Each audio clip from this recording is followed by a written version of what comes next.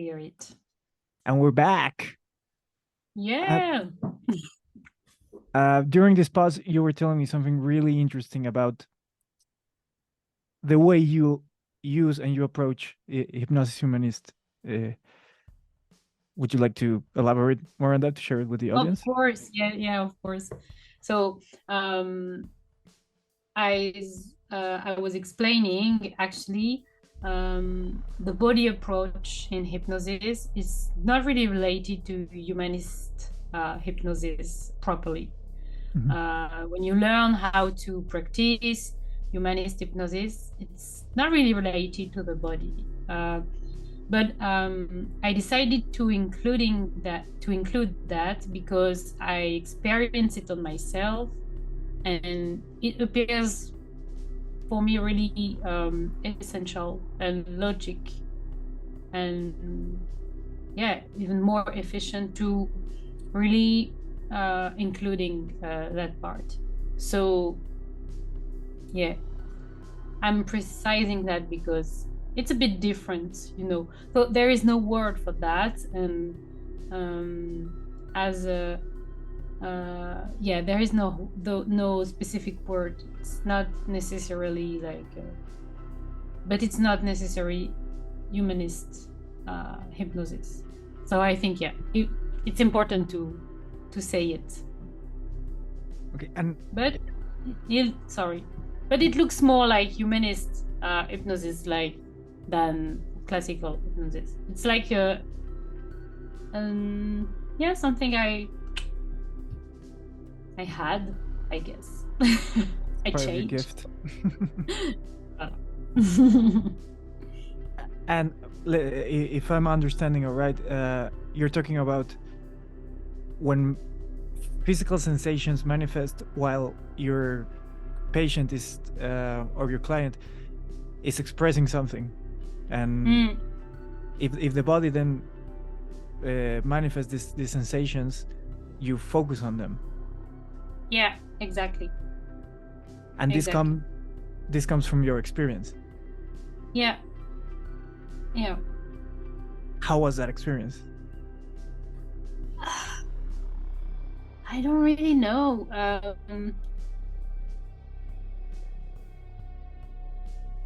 It's just because I noticed that it happens a lot. The body expression is very present, and I think this is like just a big key that we should not ignore.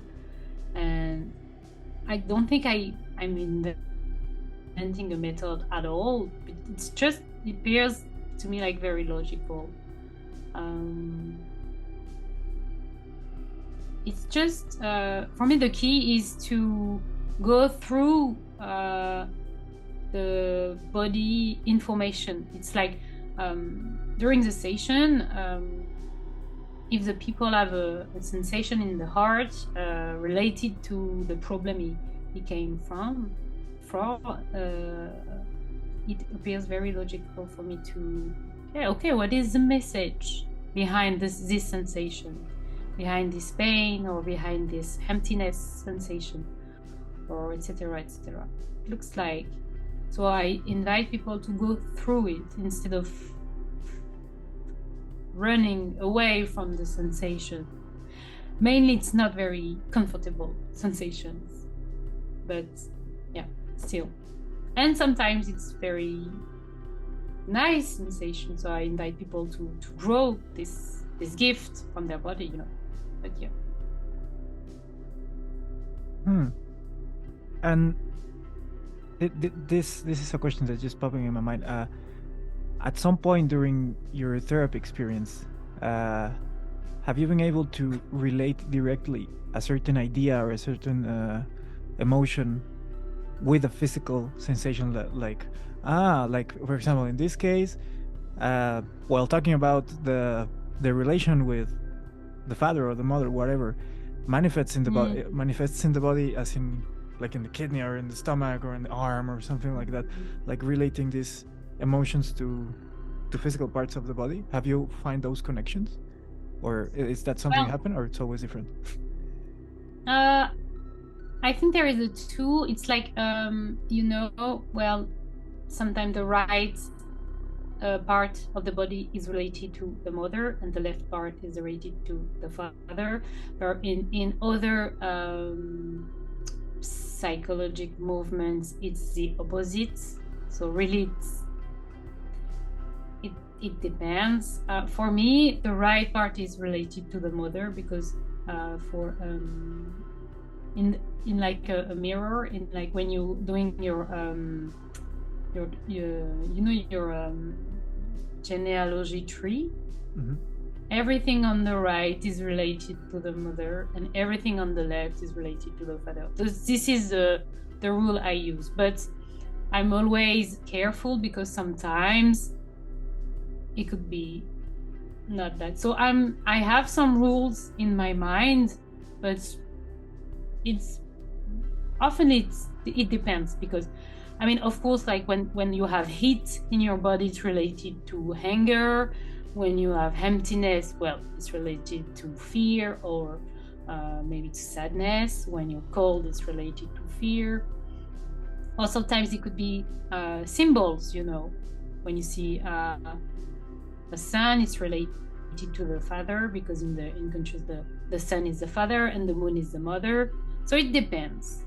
It's like I have this in mind, but I prefer to focus on the reality of the person, because sometimes it could be very different for people. Not in the unconscious, but I try to be more attentive to the person that living the moment, that my own rules, not to be too much in the rational stuff or thinking. Okay. And well, that brings me back to the question I did before about this augmented consciousness state. Like once a patient start practicing this therapy or start being involved in this process, have you noticed any changes or any report changes in your clients that about taking this augmented consciousness state outside of the session and like maybe putting it out there in their daily lives, and how will that work for them?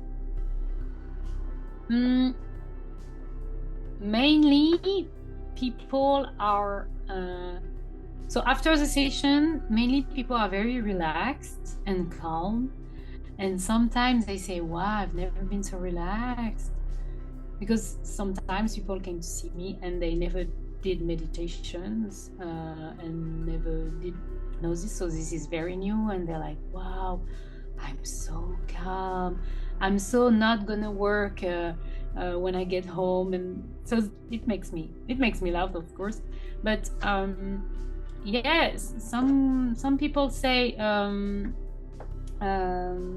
so for example, during the session we focused on control and anticipation and stuff, so they realized they were too much in control on anticipation. And then the next session they say, okay, so I noticed all the moment where I was wanted to controlling situation. It's like people were a bit more like, okay, I'm doing that. I'm being very controllative.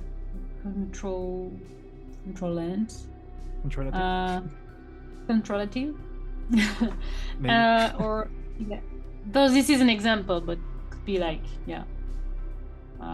the case with I'm being okay, and right now I'm being too adaptative, or I'm being too too nice, or I'm getting angry for nothing. It depends on but it's like people were more observative of themselves, so they can start to make a change. For me, this is a first step of change, actually. Yeah, but start being conscious of your own self. And Yeah, exactly. uh, and that is a process of expanding your consciousness. Start Yeah, getting exactly. awareness of your feelings, of your emotions, of your surroundings, or Yeah, all the ways that you exactly. react. Yeah. And maybe like the idea sounds at moments overwhelming, like to be aware all the time of I'm feeling this, my body's doing this, I'm experimenting this, like but I think that's just because we're too used to not being present, like too used to be caught on the mind, on the thoughts, and then the idea of actually uh, acknowledging everything that's surrounding you, from your own body to your exterior, sounds like a lot. I don't know. Does it sound like a lot for you in the first place? Being in that kind of process, like take a step back and be observative, you mean? Yeah, like Does it? in this active meditation state of where I'm constantly reminding myself of like the, I'm thinking this. Why I'm thinking this? Like taking conscious of your mind and then your body and then your surroundings. Um, Ah, you think it looks like a lot? I remember the first time I heard about this process was in a talk about meditation, and the person was explaining like first you focus on your breath, then you focus on your feelings, then you focus on your mind, then you focus about, and then you focus on everything, and then suddenly you're everywhere. And it sounds like wow, like it's like heavy. We're not used to that, like but not me at least, and I think a lot of people today in this world is not used to that type of Yeah. awareness, constant awareness. Yeah, totally. And I would add, like, even people are not used to just take a moment, just sit and just sit. Okay, why do I feel now? What is like what are my feelings? Just stop it. For some people, and at first it was the case for me, it was already a lot. And I was remembering, like, I couldn't get out of my head. I was stuck in it. And I was like, no, there is nothing. There is only my head, and my thought. And it was so quick, and I realized, what the fuck? And it was very uncomfortable for me at first. Like, okay, I had that kind of exercise, and now I'm asking people to do it. So, yeah, this is a lot, but it's step by step. Yeah, I agree with you. And well, I have one last question about this type of hypnosis before moving forward to the next topic. But from the experience, how would you say is to work on yourself from this state of consciousness, not from a place of the mind of maybe judging you, but of being aware with you? How is to be in that moment of consciousness, of augmented consciousness, and work with you and talk to you and talk about your traumas, your emotions, your feelings? How can you tell us about that process of that moment of being there with yourself, fixing stuff? How did it work for me? Right? This is a question. From your experience and from the experience of you as a therapist, like what can you tell us about being there? Hard question, difficult question. Well, when you do this exercise, it's like when you go deep through yourself, and sometimes you can like meet some resistance parts. So for example, the thoughts, the mental. And sometimes it's like a fight in yourself, like your mind doesn't want you to go through it, but you know it's good for you, so you want it to go. It's like sometimes it's very difficult to go through it, and the more you go through it, the easy it is. But the main point of this, it could be a very different experience for people, because some people are more like visual, some people are more emotional, some people are more kinesiistic, so they feel more the body, etc.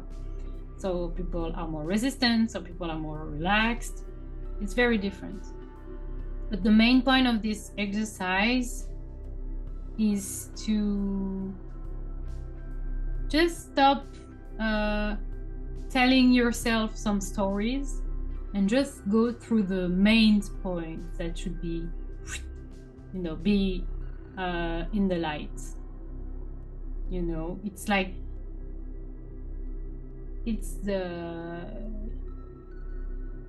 a quick way to focus on what is the most important thing you have to be aware of for the moment, you know, to evolve and to be to evolve, or to get rid of old habits, for example, you know. So for me, this is the main point of this. Actually, it's to actually win sometimes in the therapy. But it's very different. It's very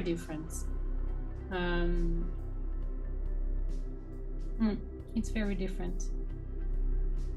And when you say focus on the light, you mean light as in your light as in no, I think that you're like, I meant the points that should be come up to light, you come know? up to light. Okay, like yes. Okay. Yeah. Like a memory that has been forgotten, a behavior that you realize is just unbearable. It really depends. But with this speeching therapy, it's very I like speeching therapy because for me it's like very powerful. But using hypnosis and moment of hypnosis like that, it makes you focus on the reality and not the story you can tell yourself and tell the other, you know, because sometimes your thoughts and your mental is, you know, it's like it's resisting. Your thoughts are not really your best friend. Yeah, sorry. No, especially if you don't control them. Yeah, totally. Okay. Your thoughts is actually the speaker of your ego, you know. It's like you have your ego with your suffering and your I don't know, old habits and bad behaviors, or too good behaviors, you know, when you are like too adaptive. It's your ego. Even if your ego is suffering, it's still your ego. Your ego can be weak or it can be very strong, but your ego, when your ego is in command and not your higher self, you know, you have like all your pains at talking instead of your higher self. And your mental is like the speaker of your ego. So this is why I ask to switch off the mental. And who will be the speaker of your higher self? Like in this, if my ego is speaking through my mind, where is my higher self expressing through? It's pretty difficult. I would say, you know, when you have like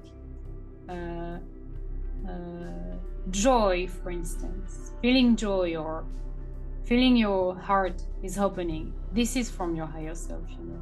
This is like the best way to feel that this is. And I'm not talking about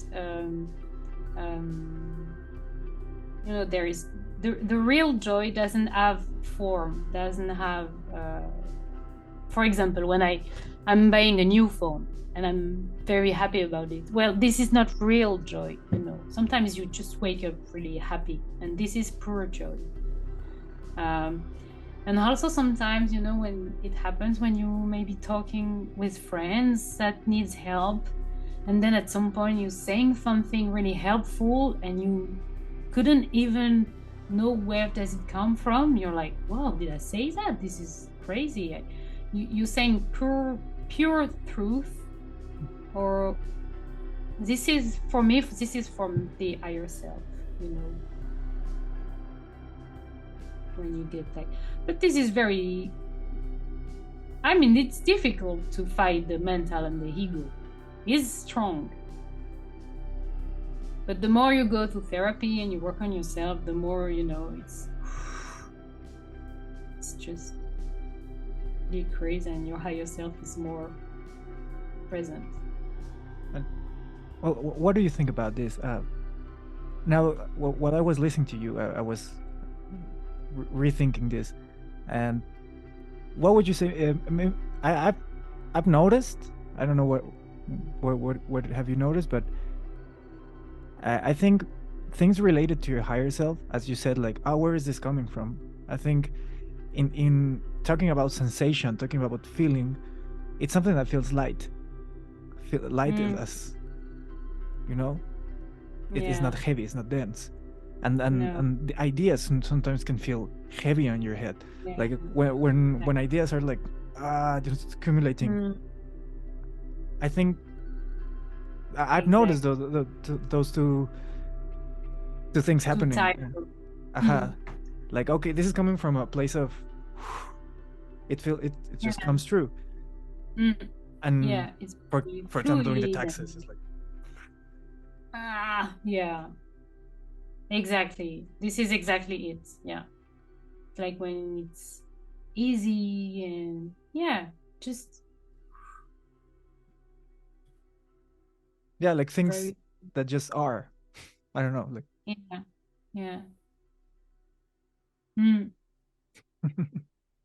one of the philosophers I really like, he's French, and his name is Denis Marquet, and I follow his seminar and podcast and everything. Each time I hear that guy, I'm like, oh, wow, my higher self, my soul is breathing. It's like a fresh, it's crazy. I really like that guy.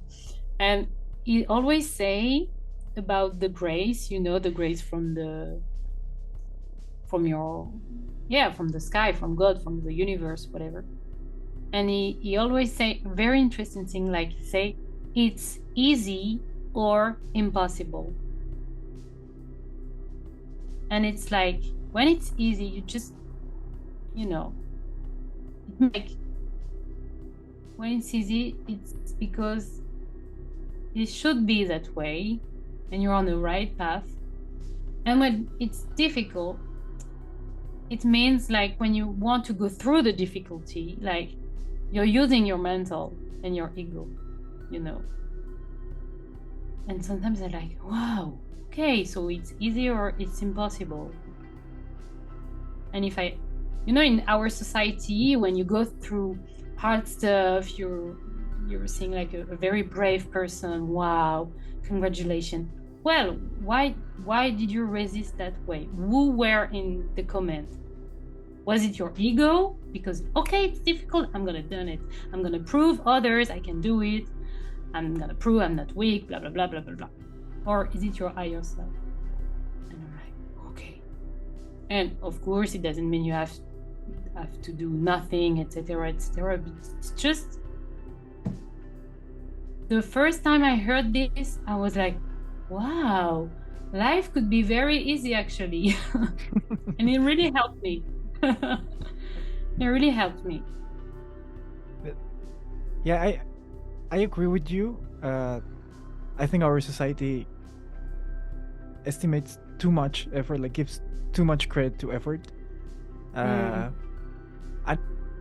And to the point that the general idea that you have become of, oh, you need to fight for what you want. You need to make a lot of hard work and to have a lot of really tough times to get that thing that you want.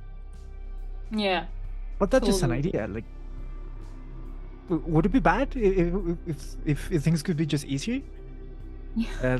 Like, I like when things go easy. Like, I like it more. Yeah, me as well. And you can do a lot of stuff easily, like, You can do more having a stuff. conversation, yeah, making a podcast very easily, or I don't know, working all night on your book, and you're doing efforts, but it's easy. That's just the way it is. It's fluid. Even if it involves work, or like intellectual work or physical work, or spending time, spending energy, that doesn't mean it has to be hard. Yeah, exactly. You could. I remember I was attending some business a couple of weeks ago, and I had a really rushy day. Like I had to get a lot of things done, and I came from a really busy month and a really busy 6 months in the past. So that day I decided, okay, I'm just gonna try to. I'm gonna do whatever I have to do, but consciously I decided it's gonna be as nice and easy, and it's gonna flow as natural as possible. Yeah, there were things to do. Yeah, there were things that needed to be done, but in the end I had this feeling of like, here I am, 8 o'clock. I did the things that I needed to do, but I'm not tired. But I'm not. I'm not escaping from the circumstance, and that resonated a lot. This talk that we're having resonated a lot with that mindset that I had before, and I'm trying to practice every day now. Yeah, that's so nice. Yeah, it really helps not to have culpability or stuff when because some points when you cannot do things and you're like, oh my god, you're like, oh, I should do it, I should because I have to. No. Who is in command? Ego or higher self? Well, and it doesn't mean sometimes you have some difficult moments, of course, but yeah, life is that. Like, yeah, I think difficult is always going to be there, so you don't have to worry of putting difficulty into life. Like, life is going to have challenges, and yeah, you will have to face them, so you don't need to add more challenges to those challenges that are implicit in what you want. Yeah, exactly. It's like in a therapy, when you're starting a therapy, it's difficult in the way that you have bad feelings, uncomfortable feelings. So yeah, but you have to accept that you can suffer, to evolve, or to go through your traumas, blah blah blah.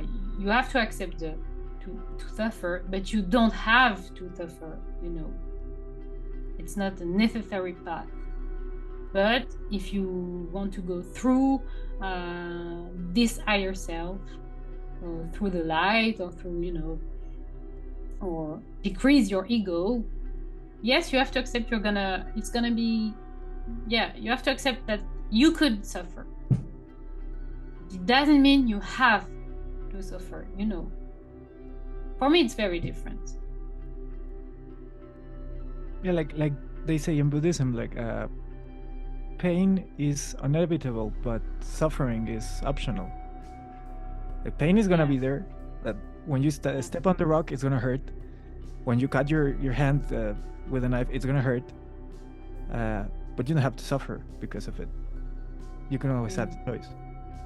Yeah, exactly. We don't have to suffer. but we have to accept the suffering if it's there. We cannot resist, you know. When you lost someone, yeah, you will suffer, and you have to accept to suffer. But it's not, you don't have,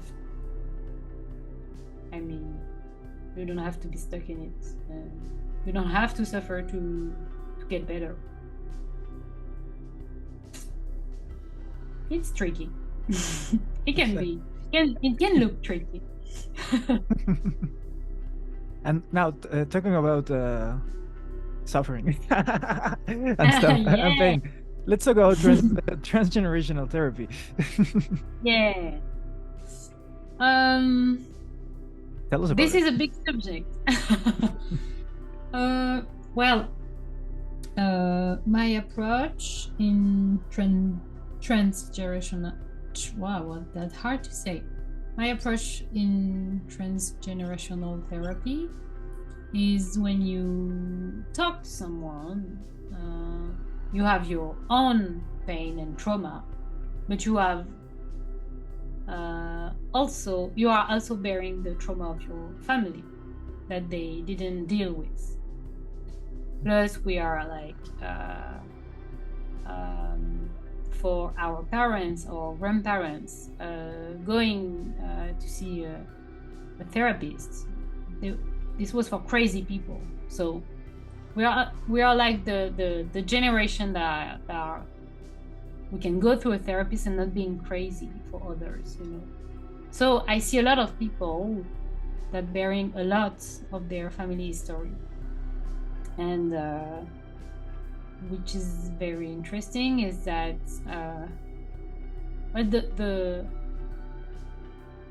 we are like bearing the destiny of our family, and sometimes without realizing it, we are doing the same path. For example, there is a lot of divorced people in my family. So am I loyal if I'm getting married and not divorcing? There is kind of, we are unconsciously connected to them and consciously loyal to the family. And very oftenly we can see that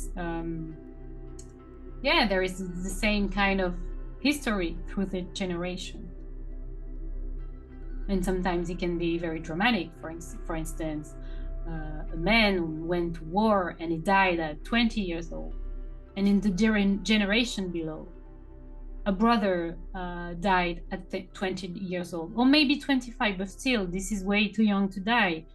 And then in the next generation, there is no man there is no boy in the family, because having a boy means you're gonna lose him. And it's like, it can be very, very hidden sometimes. Or the most common thing is the miscarriage, you know, like a lot of women, I guess in France or in Europe, it's one woman over 3 women having miscarriage. So this is huge.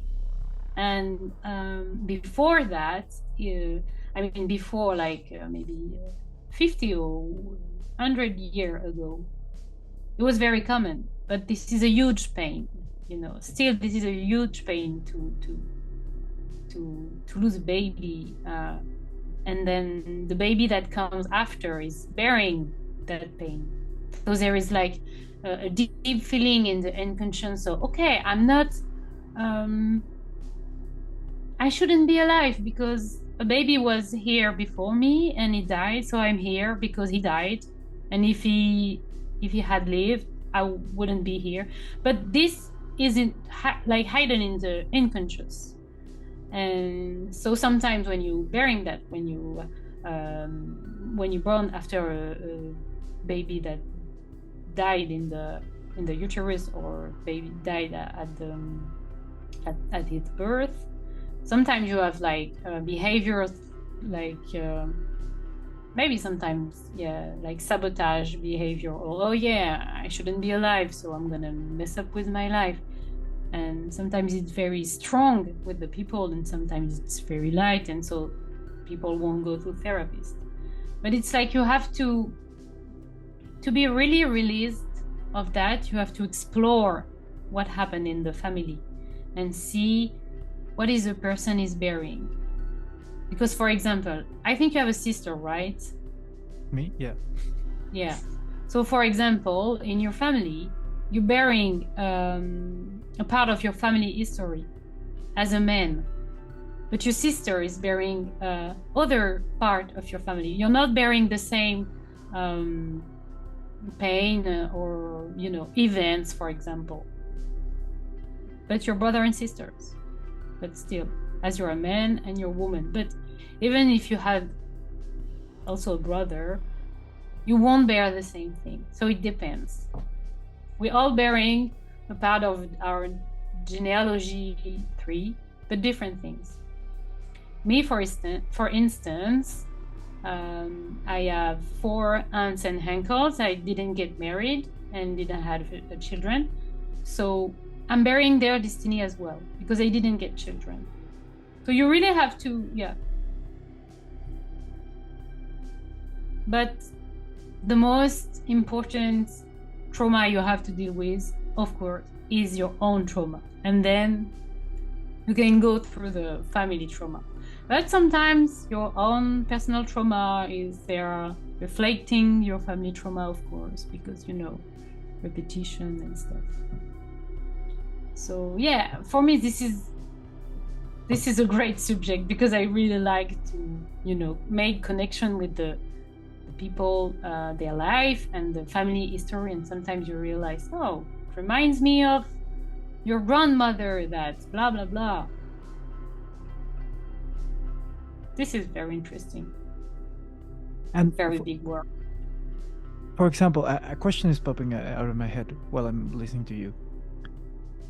Let's assume I'm a regular human. I decided, okay, I want to work on myself, so I'm gonna spend some money and go to therapy, see what can be fixed, or what needs to be attended. But I'm just a regular guy, you know, an average citizen of 21st century. A lot of things, I'm carrying a lot of things with me, things that society put, something that my parents put, things from my ancestors. How do you identify when you're finding something that doesn't come from you?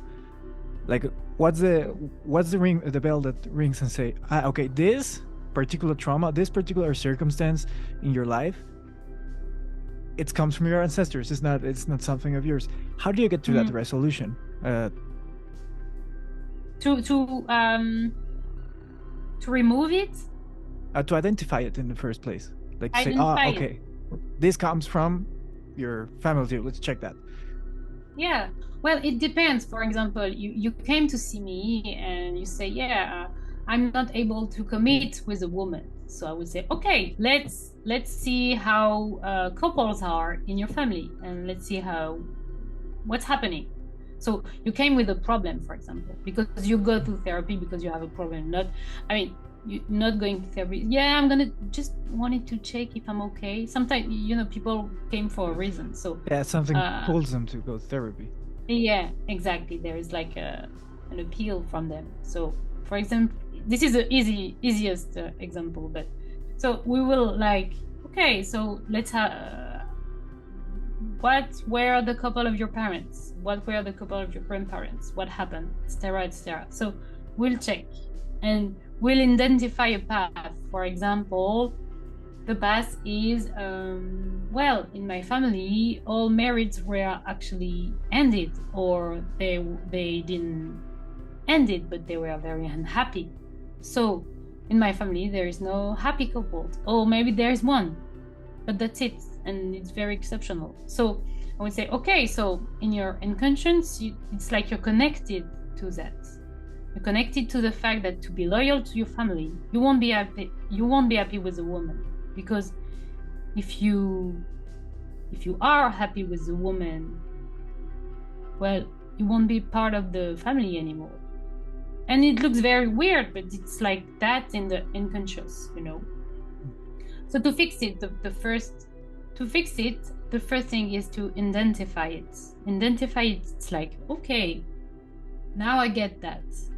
And if you really want to really fix it, so you can make some rituals, you know. So for unhappy couples, I'm not sure there is real rituals, but you can, for example, go through, you know, family constellation, you know.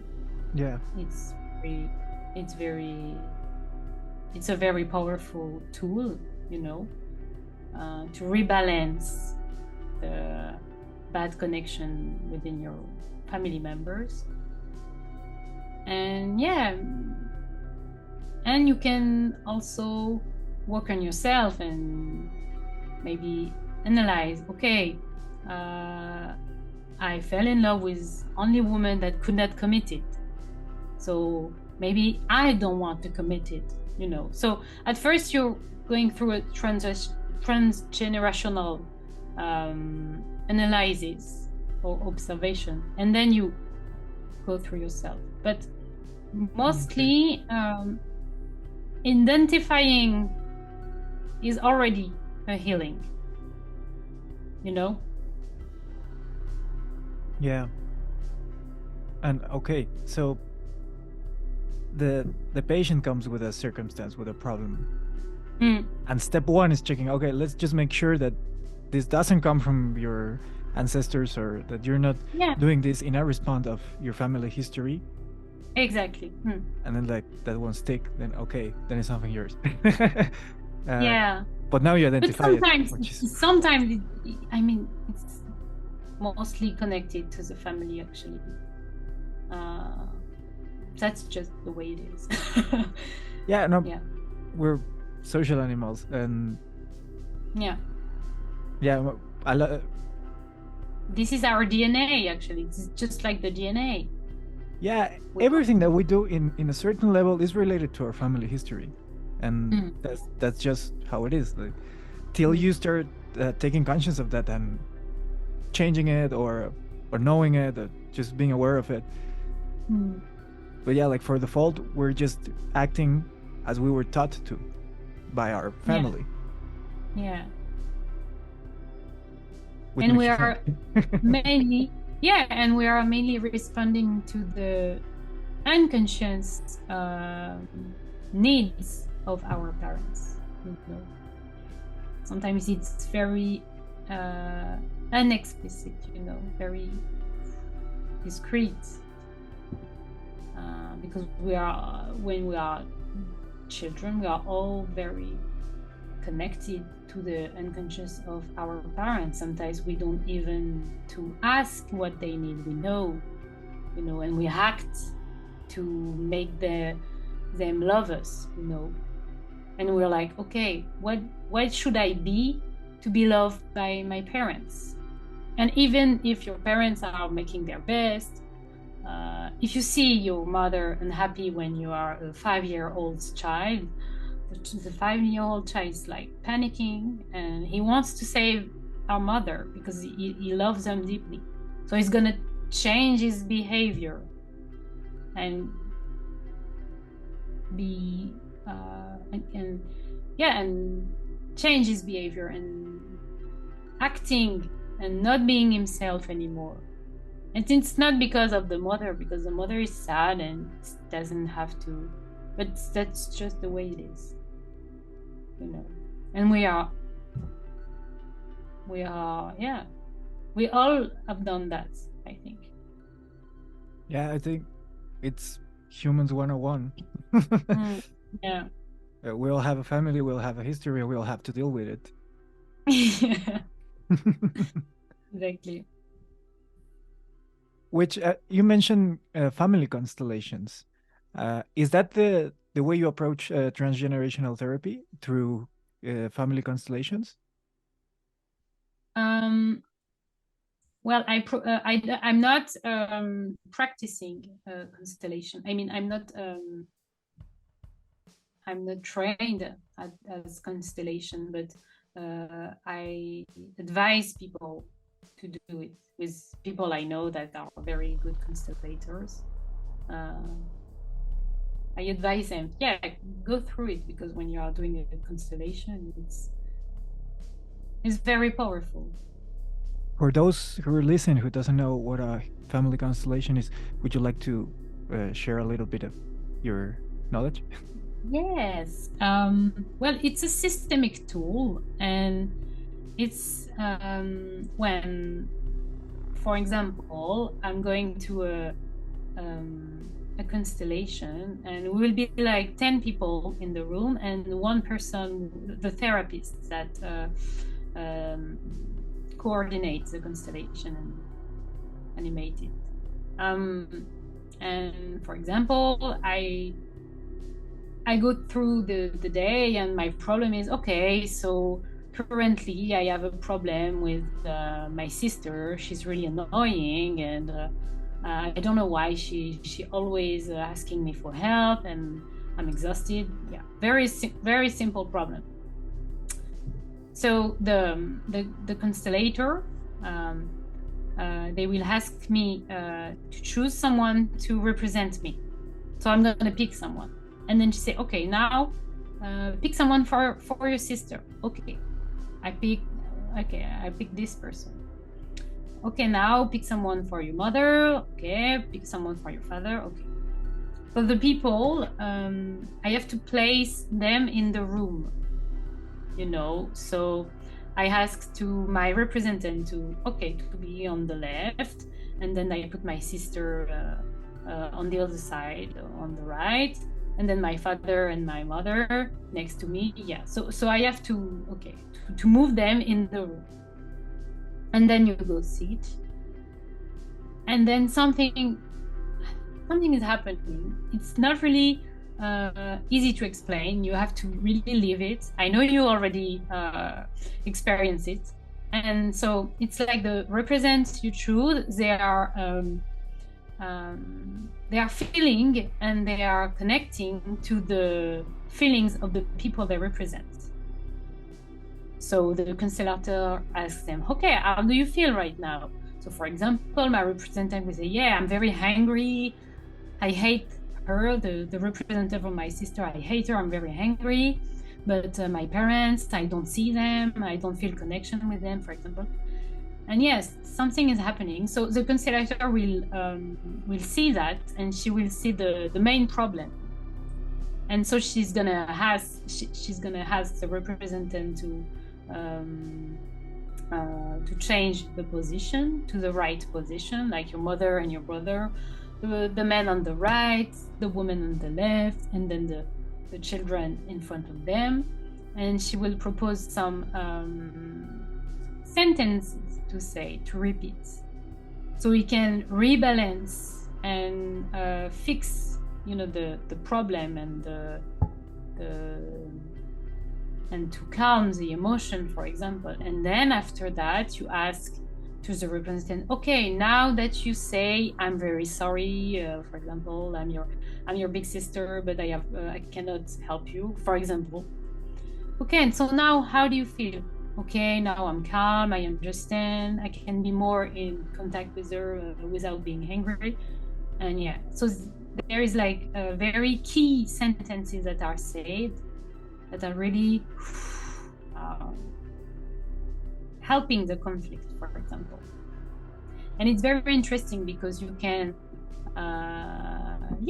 it can, family problem and can appear, and you can have more conscience about the functioning of your family, and you didn't realize it was like that. Or sometimes secrets came up, like poof, like crazy stuff can happen.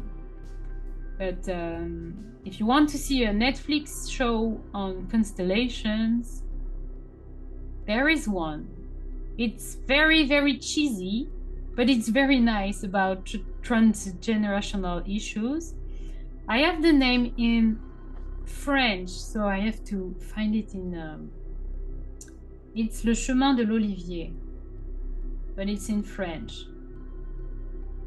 Netflix. Netflix, sponsor this episode, please. If you're listening, I know you're listening, Netflix. Yes, please. Okay, it's named Another Self. Another Self on Netflix. Another Self on Netflix. Yeah, it's very cheesy, like love story and stuff. But yeah, it's all about the impact of your family story and how constellation works. So yeah, you can watch it if you're curious, but it's cheesy. Be careful. And well, that's how constellations work. But you don't do constellations on your therapy. No. What do you? How do you do it? Like how do you approach transgenerational issues or circumstances from your therapy? Well, mainly I'm proposing to draw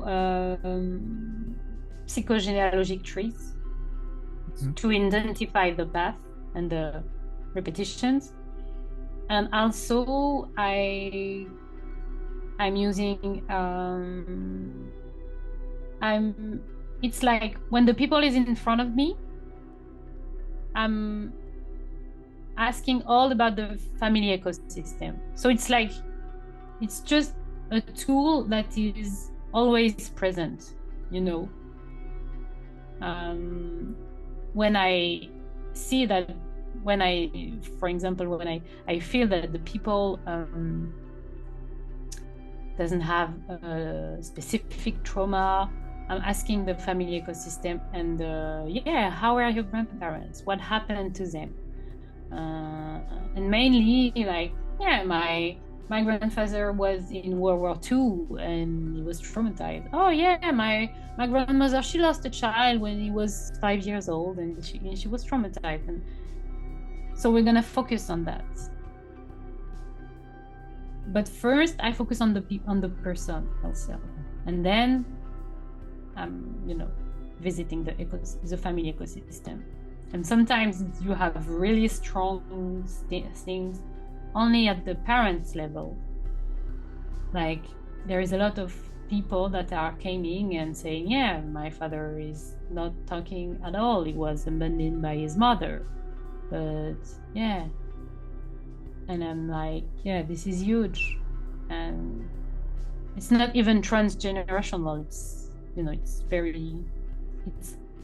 family ecosystem and it's personal as well. As your relation with your parents. Yeah. But when I see there is a lot of difficult events, I'm proposing to, drawing a 3. And when I see there is like big secrets or weird stuff, or I'm advising you should go through to a constellation, a family constellation. Or sometimes I giving some rituals to make, for example, for the dead children, that were not, because sometimes when you do you're having a miscarriage, you're not naming the children, but the memory of these children is still here, and so you have to honor it in the unconscious, and to honor it you can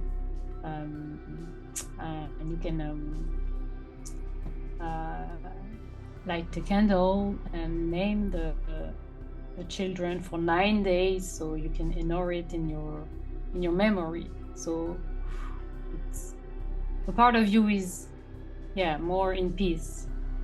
For example, this is a more basic rituals to give. Okay.